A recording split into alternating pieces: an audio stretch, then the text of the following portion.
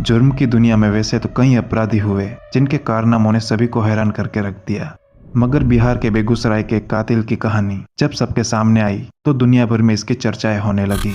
इसकी सुर्खियां इसलिए भी लाजमी थी क्योंकि कातिल की उम्र सिर्फ 8 साल थी। दुनिया के सबसे कम उम्र के इस सीरियल किलर का नाम था अमरजीत सदा। जी हाँ दोस्तों, अमरजीत सदा का जन्म 1998 में बिहार के एक गरीब परिवार में हुआ था।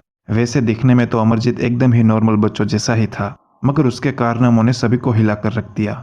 सिर्फ 8 साल की उम्र में अमरजीत ने कुल 3 हत्याओं को अंजाम दिया, जिसमें उसकी पहली हत्या उसी की 6 साल की कजिन की थी।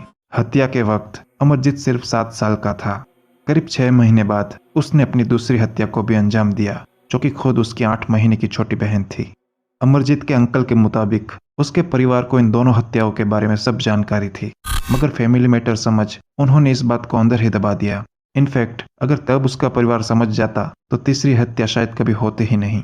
अमरजीत ने अपनी तीसरी और आखिरी हत्या पड़ोसी की 6 महीने की बच्ची खुशबू की, जिसकी गुम होने की फरियाद उसके परिवार ने पुलिस में दर्ज कराई, जिसमें परिवार ने अमरजीत पर ही इस बात का शक जताया था। इसी वजह से 2007 में अमरजीत को पुलिस ने हिरासत में ले लिया और पुलिस की रूटीन पूछताछ के दौरान अमरजीत ने बताया कि उसने सभी हत्याएं विक्टिम्स के सर पे ईंट मारकर की और बाद में सभी का गला घोंट दिया।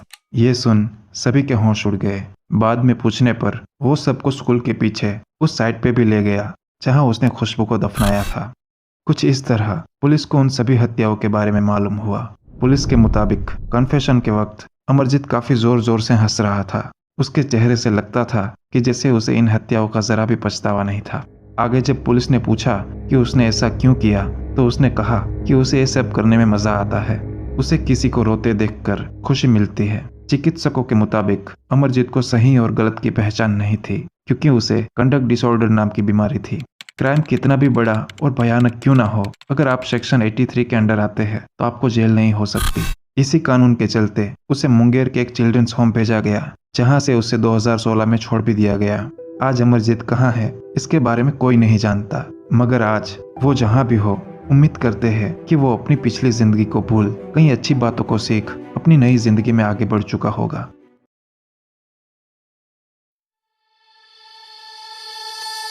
Wherever love goes, there is also misery. It's no mystery. And you and I, we got history. Yeah. Wherever love flows, there is also tragedy.